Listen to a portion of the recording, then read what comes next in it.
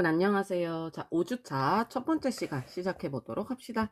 오늘은 10월 고3 전국연합 모의고사를 보도록 할 거예요. 4번에서 7번 문제 첫 번째 지문으로 같이 살펴보도록 할게요. 먼저 문제를 읽어보면 이해한 내용 적절하지 않은 거니까 일치, 불일치 문제 읽으면서 풀면 되겠죠? 이렇게 체크해 두시고 5번에 기억 나왔으니까 기억 나오면 풀면 되겠구나 체크하고 6번 보기 문제 마지막에 풀면 되겠구나 체크해 주시면 되고 7번 가 나왔네요. 그럼 가가 나올 때 풀면 되겠구나 이렇게 체크하고 올라오시면 되겠죠. 자, 문단 번호 1문단 플러스 구면 렌즈 2문단 누는 쭉 내려와서 3문단 그런데 자, 이러한 비정시는 4문단이 되겠죠.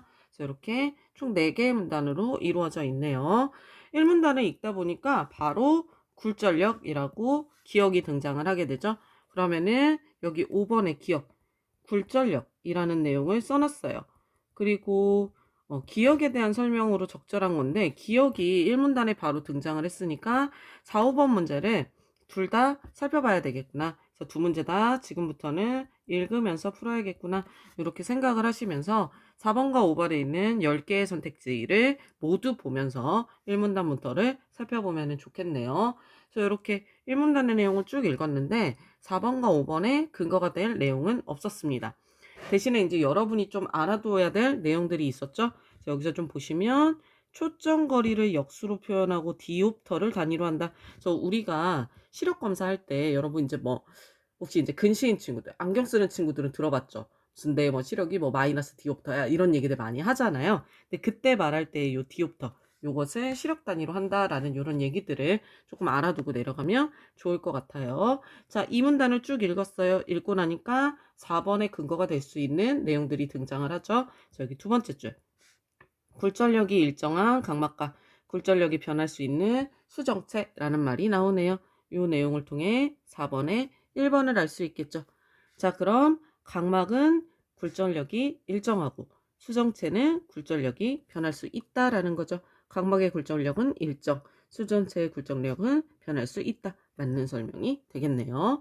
4번에 1번 지웠고요. 자, 여기서부터 두 줄 내려오면 물체가 눈앞 가까이에 있을 경우 초점을 망막에 위치시키기 위해 수정체의 굴절력이 커지는 조절작용이 일어난다라는 말이 나와 있죠. 이 말이 4번에 5번의 근거가 되겠네요. 즉, 물체가 눈앞에 가까이로 다가와요. 그러면 어떻게 돼요? 조절작용이 일어나죠. 근데 이 조절작용이 굴절력이 커지는 방향으로 조절작용이 일어난다라고 했죠. 주시하는 물체가 눈앞 가까이로 다가오면 초점을 망막에 위치시키기에 조절량이 어떻게 된다? 커진다 라고 나왔죠. 커지는 조절작용이 일어난다. 맞다는 것을 알 수 있겠네요. 5번도 지울 수가 있었고요. 그리고 바로 밑에 줄에 또 나와요. 자, 여기 정시에 대해 설명하면서 조절작용이 없는 무조절 상태에서 무한히 멀리서 눈으로 들어온 광선에 초점이 망막이 맺히는 경우 이때 최대 시력을 얻을 수 있다라고 합니다. 이 내용을 통해서 우리가 4번에 2번 내용을 알 수가 있어요. 즉, 무조절 상태는 조절작용이 없는 상태예요. 그러니까 수정체의 조절작용과 상관없는 상태를 말하는 거죠. 수정체의 조절작용과 상관없는 상태인 무조절 상태에 근데 이때 어떻다? 초점이 망막에 맺히는 경우 최대 시력을 얻을 수 있다라고 하죠. 초점이 망막에 맺힐 때 최대 시력이 형성된다. 맞는 설명이 되겠죠? 그래서 4번에 2번도 맞다라는 것을 알 수가 있네요. 자, 이렇게 지울 수가 있어요. 그럼 여러분, 여기 이제 그림 보면서 좀 보시면 되겠죠? 여기 수정체에 맺히는 거 A. 이렇게 맺혀야 이제 정상인데, 보면 비정시에 대한 설명이 나오잖아요. 비정시는 무조절 상태에서 무한히 멀리 눈으로 들어온 광선의 초점이 망막의 앞쪽 또는 망막의 뒤쪽에 맺히는 경우를 말한다라고 해요. 그래서 망막의 앞쪽에 맺히는 경우가 있고, 이렇게 뒤쪽에 맺히는 경우가 있다라고 하죠. 그래서 밑에 이제 쭉 3문단까지 설명을 읽다 보면 어때요? 망막의 앞쪽에 맺히는 경우가 근시이고 망막의 뒤쪽에 맺히는 경우가 원시라는 것을 알 수가 있잖아요. 그래서 보통 안경 쓰는 친구들, 근시인 친구들은 이 망막의 앞쪽에 맺히는 경우인 거죠. 그리고 어른들, 그러니까 여러분 할머니, 할아버지들이 돋보기 안경 쓰시잖아요. 그 경우는 요 뒤에 가까운 글자 안 보이시잖아요. 그러면 이 원시, 뒤쪽에 맺히는 경우다라고 생각을 하시면 되겠죠. 자, 이제 산문단으로 내려와서 쭉 근거를 또 찾았어요. 근데 얘는 또 특이한 게 굴절력에 대한 설명으로 각자 적절한 걸 찾아야 되는데 요 내용이 아직까지 안 나왔죠. 조금 당황스러워요. 그래서 기억 근처에서 찾으려고 했는데 기억에 대한 설명이 없어서 얘는 또 빨리 안 나오는구나 라고 생각하면서 그냥 쭉쭉 읽었습니다. 일단 그래서 산문단까지를 읽어줬어요. 자, 읽어줬더니 산문단의 첫 번째 줄. 사람마다 눈의 구조와 광학적 특징에 차이가 있기 때문에 눈 굴절력은 다르다라는 설명이 나와 있죠. 이 내용이 4번의 3번과 관련이 되겠네요. 자, 사람마다 눈의 구조에는 차이가 있어요. 눈 굴절력은 다르다라고 하죠. 3번. 사람마다 눈의 구조와 광학적 특징은 다르다. 그래서 눈 굴절력은 일정하다? 틀렸죠, 여러분? 눈 굴절력은 다르다라고 했으므로 3번이 답이 되겠네요. 일치불일치 문제니까 3번이 틀렸다라는 것을 알 수가 있었습니다. 자, 그리고 쭉 읽다 보니까 여기 여러분 이 말이 나와요. 모형 안을 기준으로 근시는 눈 굴절력이 플러스 59보다 커서 초점이 망막보다 앞쪽에 맺히게 되는 경우이다라고 하죠. 플러스 59 디옵터보다 커서 초점이 망막보다 앞쪽에 맺히는 경우. 그래서 이 앞쪽에 맺히는 경우가 근시이고 뒤쪽에 맺히는 경우가 원시인데 이때 여러분 우리는 보통 마이너스 디옵터 이런 얘기를 일상생활에 많이 쓰는데 실제로 그렇지 않다는 거죠. 플러스 59 디옵터보다 큰 경우라는 거예요. 큰 경우. 큰 경우라는 거죠. 그러니까 원래 눈의 정시의 경우에는 어떻게 돼야 되는 거냐면 자, 정시는 수정체의 조질장형이 0인 무조절 상태에서 59의 눈 굴절력을 가지는 거예요.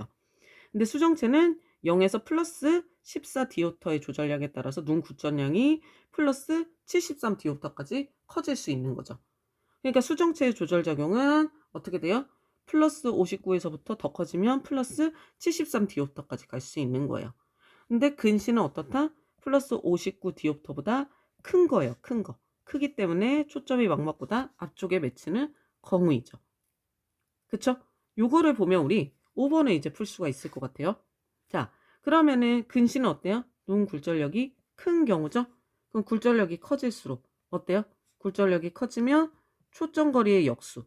이 59 디옵터보다 초점거리의 역수도 커지게 되겠죠.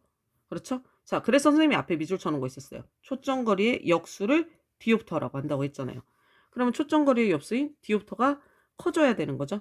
이게 커져야 되니까 굴절력이 커질수록 즉 여기 근시인 눈 굴절력이 커질수록 초점거리의 역수도 커진다.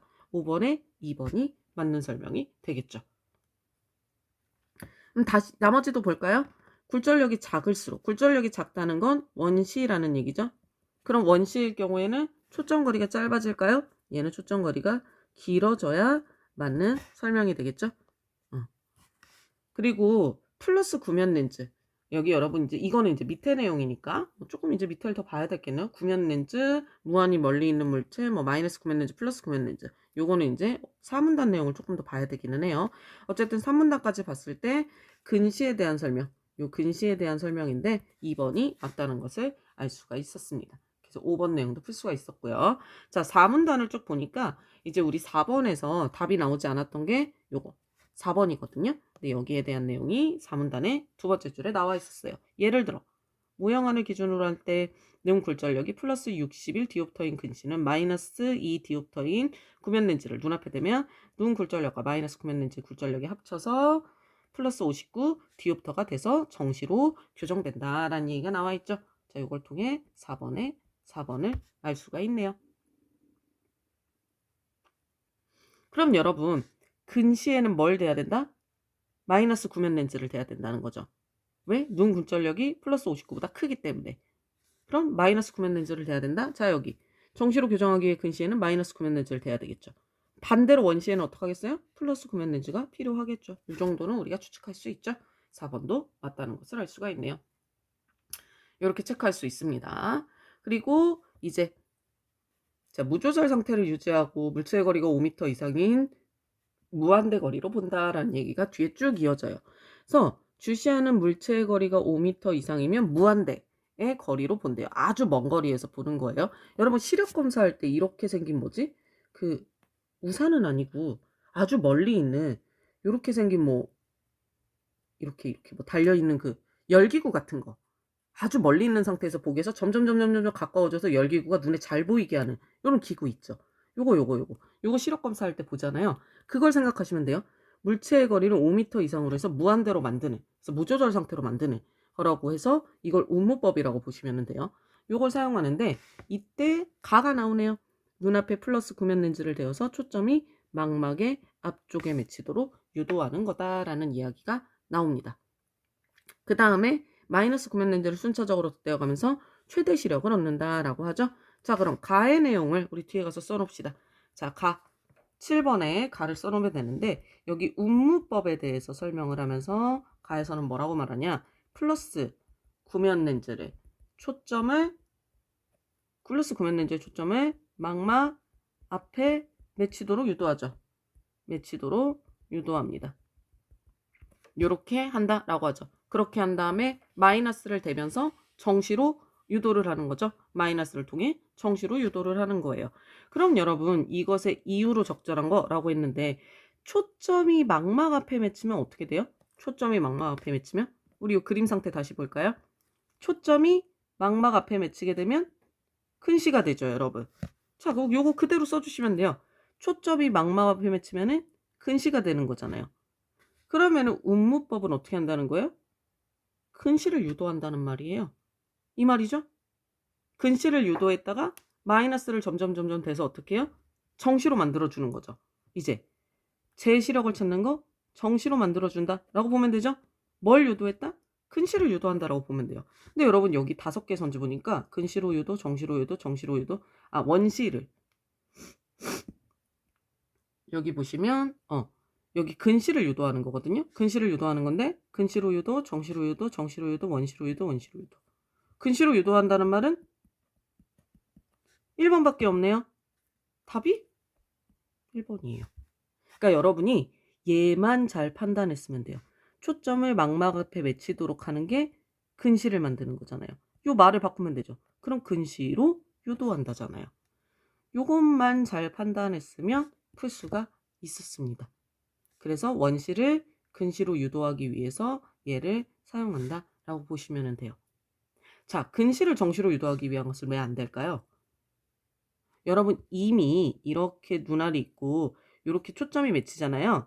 그럼 자, 여기가 근시, 정시, 원시잖아요. 이미 근시인 사람들은 초점이 앞에 맺혀져 있어요. 플러스 구면 렌즈, 초점을 망막 앞에 맺히도록 유도할 필요가 없이 근시인 사람은 이미 초점이 앞에 맺혀져 있어요. 그쵸? 그러면은 망막 앞에 맺히도록 유도할 필요가 사실은 없어요. 얘는.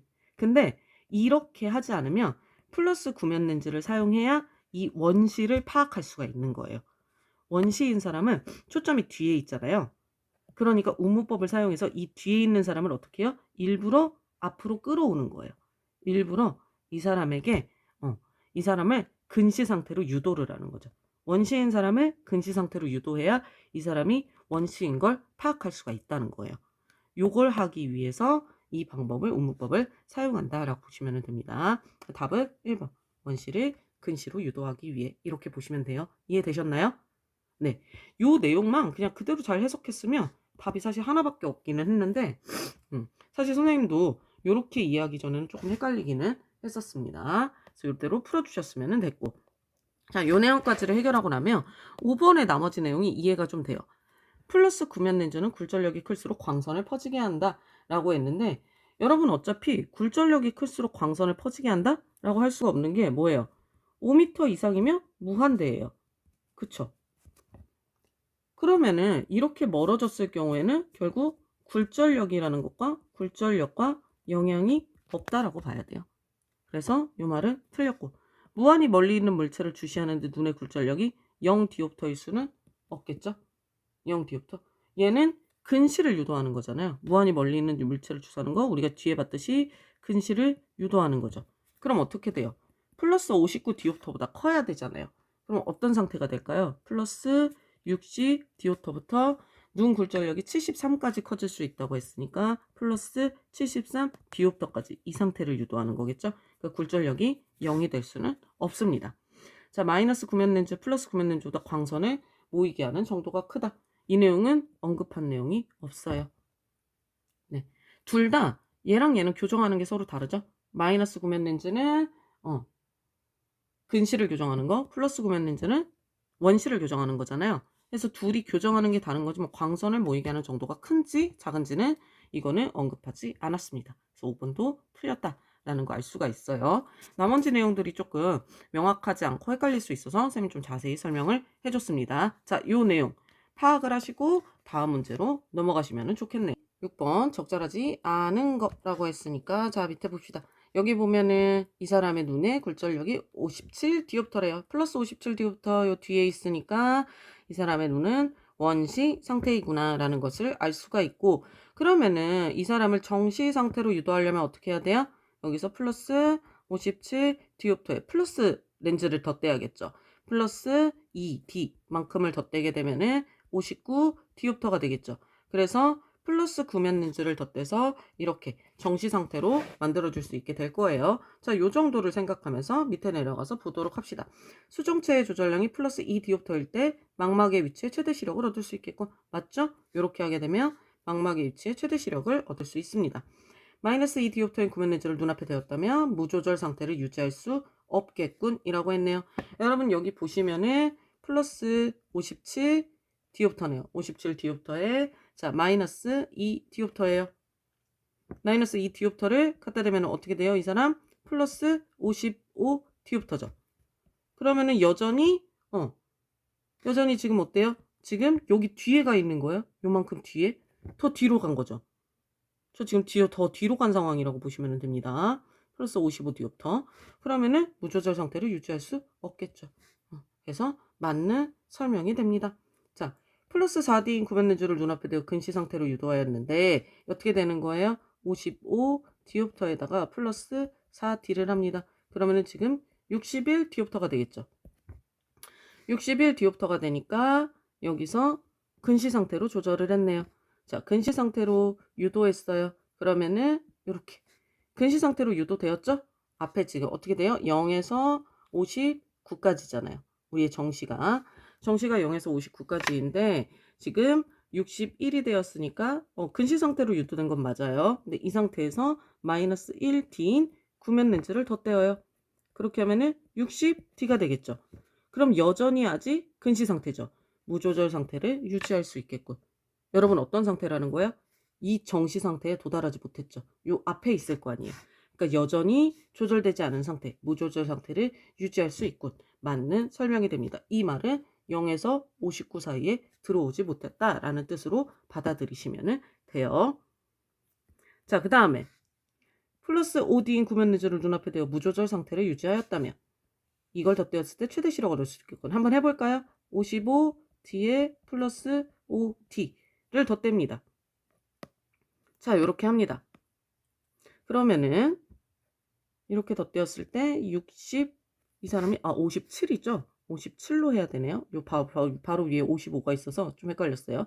57에 오르려면 63D가 되고 여기서 62D.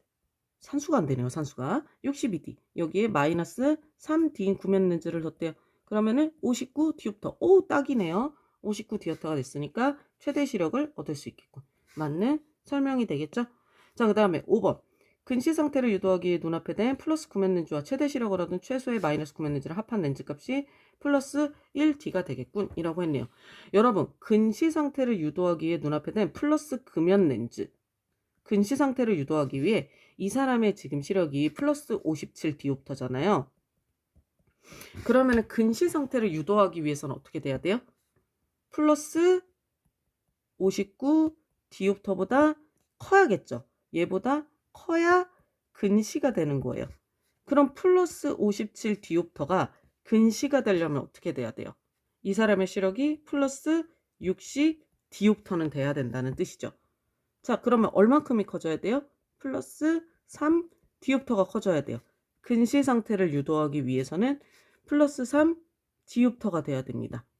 그쵸? 그런데 최대 시력을 얻은 최소의 마이너스 구면 렌즈래요. 최대 시력을 얻은 최소의 마이너스 구면 렌즈. 얼마였어요? 최대 시력을 얻은 최소의 마이너스 구면 렌즈? 여기 마이너스 구면 렌즈가 아니네요.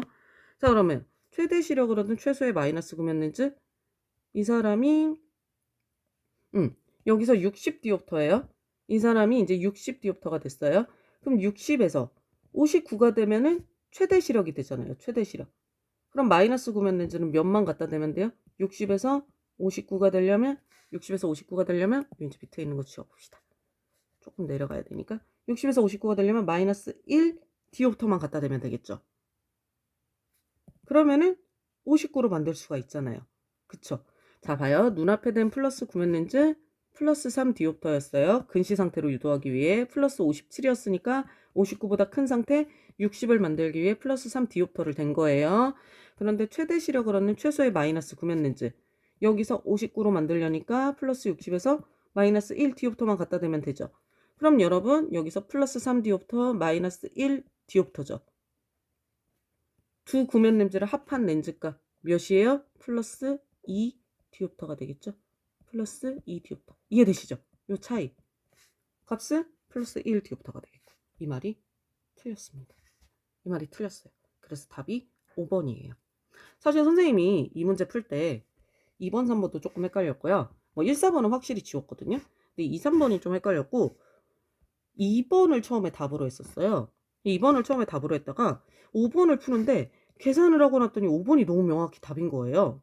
그래서 이상하다. 왜 아무리 봐도 답이 2번, 5번 두 개인데 이상하다라고 했더니 선생님이 뭘 잘못 봤냐면 선생님은 여기에 지금 얘네들이 다 있겠군으로 끝났죠. 다 있겠군, 되겠군으로 끝나서 사실 2번이 여기 없겠군이 아니라 유지할 수 있겠군으로 봤어요. 그러니까 마이너스 2D인 구면 렌즈를 눈앞에 대면 무조절 상태를 유지할 수 있잖아요. 마이너스 2D 무조절 상태잖아요. 근데 이상한 거예요. 마이너스 2D인 구면 렌즈를 눈앞에 뒀다면 얘도 마찬가지잖아요. 3번은 60D니까 무조절 상태 맞죠? 여기 정시 상태가 아니니까 60D면 무조절 상태 유지할 수 있겠군 맞거든요? 근데 얘가 무조절 상태인데 플러스 55D인데 무조절 상태 맞는데 이상하다라고 생각을 했거든요. 얘를 다 풀고 났는데 문제가 안 풀리는 거예요. 다시 올라와서 봤거든요. 세상에 유지할 수 없겠군이라고 써 있는 거예요. 맞는 설명이 되죠.